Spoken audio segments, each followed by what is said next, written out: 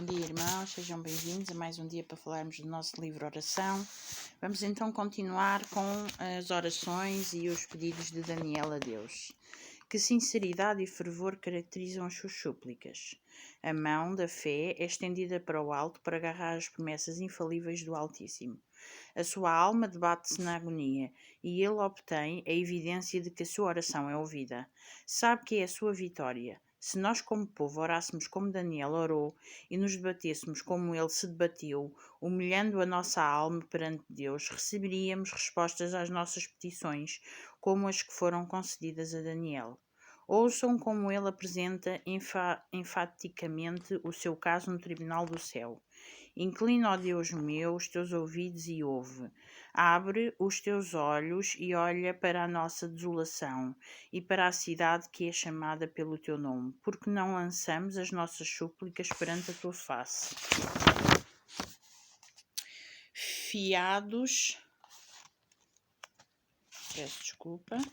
Fiados em nossas justiças, mas em tuas muitas misericórdias. Ó Senhor, ouve, ó Senhor, perdoa, ó Senhor, atende-nos e opera sem tardar. Por amor de ti mesmo, ó Deus meu, porque a tua cidade e o teu povo se chamam pelo teu nome. Daniel, capítulo 9, versículo 18 e 19. O homem de Deus estava a orar pela bênção do céu para o seu povo e por um conhecimento mais claro da vontade divina.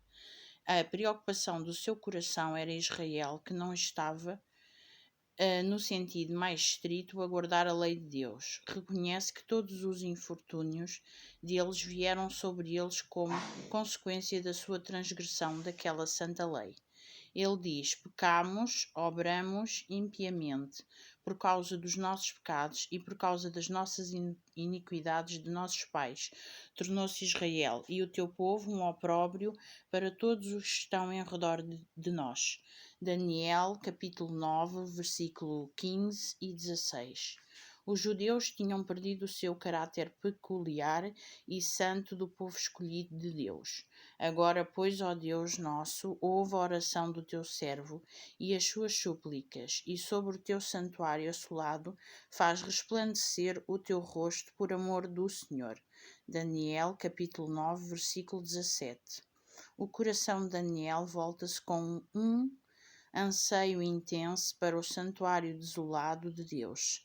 Sabe que a sua prosperidade só pode ser restaurada na medida em que Israel se arrependa das suas transgressões da lei de Deus e se torne humilde, fiel e obediente. Estando a oração de Daniel em curso, o anjo Gabriel desce rapidamente da corte celeste para lhe dizer que as suas petições foram ouvidas e respondidas.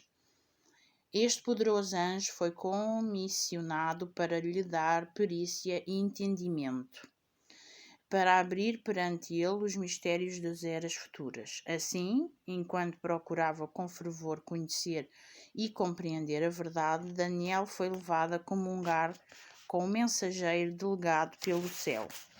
Em resposta à sua petição, Daniel recebeu não só a luz e a verdade de que ele e o seu povo mais necessitavam, mas também uma perspectiva sobre os grandes acontecimentos do futuro, nomeadamente o advento do Redentor do mundo.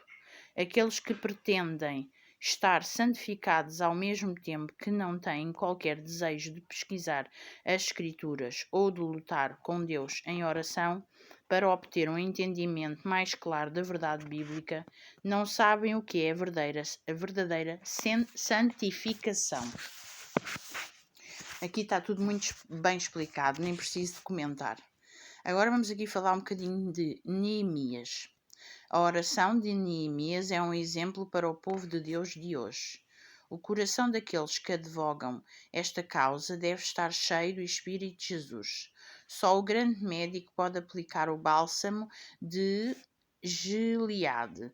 Que estes homens leiam o livro de Neemias com um coração humilde, tocado pelo Espírito Santo, e as suas falsas ideias serão modificadas e serão vistos princípios corretos, e a presente ordem das coisas será modificada. Neemias orou a Deus pedindo ajuda, e Deus ouviu a sua oração. O Senhor levou reis pagãos a auxiliarem-no. Quando os seus inimigos trabalharam zelosamente contra ele, o Senhor operou através de reis para executar o seu propósito e para responder às muitas orações que subiam até ele pedindo o auxílio de que eles tanto necessitavam. Aqui está um ponto muito importante. Quando nós, por vezes, temos bênçãos de Deus e somos ajudados ou então é alguém que nos dá uma palavra de ânimo, ou então vai à nossa casa, ou, ou ora por nós, uma pessoa que nós não achamos muita piada. Deus é que sabe quem é que deve levar até nós. Nós não temos o direito de não gostar de ninguém. Nós sim somos pecadores, temos sentimentos, por vezes as coisas angustiam-nos. Mas para que isso não aconteça, mais vale nós chegarmos ao pé das pessoas e falarmos sobre as situações. Eu, por exemplo, estou-me a lembrar de uma situação que tive na igreja há algum tempo atrás. Eu e o Afonso fazemos parte dos desbravadores e a diretora não só dava pouco tempo para cada classe fazer as suas atividades, mas depois fazia jogos. E aquilo não me caía muito bem. Então eu achei que devia ir a ela, não pessoalmente, porque ainda foi do tempo de pandemia, mandei-lhe uma mensagem e falei com ela. E porquê? Porque por vezes por telefone é melhor, mas ao mesmo tempo é pior. Porquê? Porque a gente por vezes diz coisas que não deve. E então eu mandei uma mensagem a perguntar porquê que só tínhamos 30 minutos de aula. E ela explicou que tinha que ser assim, porque depois tínhamos que ter os jogos que nos ajudam também a estarmos em contacto uns com os outros e que também aprendemos. Mas aquilo não me caía muito bem. Houve uma outra vez que nós estávamos online também, mas eu tive uma reunião de igreja, tive que sair mais cedo e o Afonso ficou lá. Mas estive a ouvir, e então estive a ouvir que ela teve muito atenta, como o Afonso estava sozinho, teve muito atenta e aquilo tinha que ser com os pais ou com amigos, tinha que se fazer um grupo de 2 pessoas. E como não havia ninguém para fazer com o Afonso, ela fez e aquilo deixou-me de coração cheio.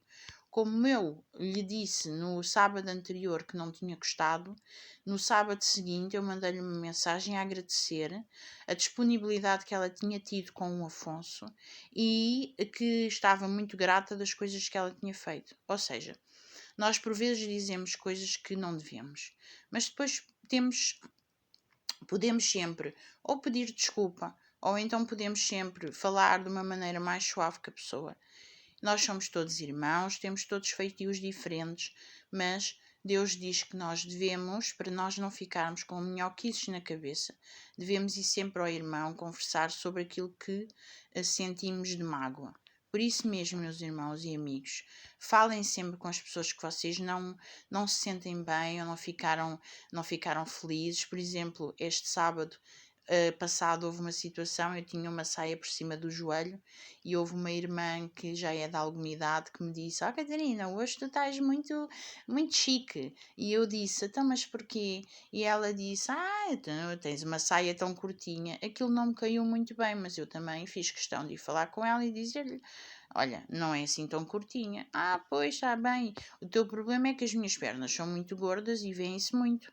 Mas pronto, o que eu quero dar a entender é que nós devemos, quando nos sentimos mal, para que o inimigo não trabalhe na nossa mente, nós íamos falar com o irmão para não termos dificuldades. E é isto que eu quero que vocês hoje estejam na mente. Se tiverem um amigo, se tiverem um familiar, se tiverem um marido ou tiverem alguém que não estejam bem por alguma situação que eles vos disseram que não vos caiu bem, por favor, falem com a pessoa. Orem a Deus, peçam orientação, entendimento e falem com a pessoa. Não deixem de falar porque a pessoa vai ficar chateada ou tal. Não. Deus diz que nós nos devemos dar bem e se tivermos alguma mágoa devemos esclarecê-la. Por isso mesmo, ficamos por aqui, meus amigos. Tenham um dia muito abençoado na presença do Senhor. Amém.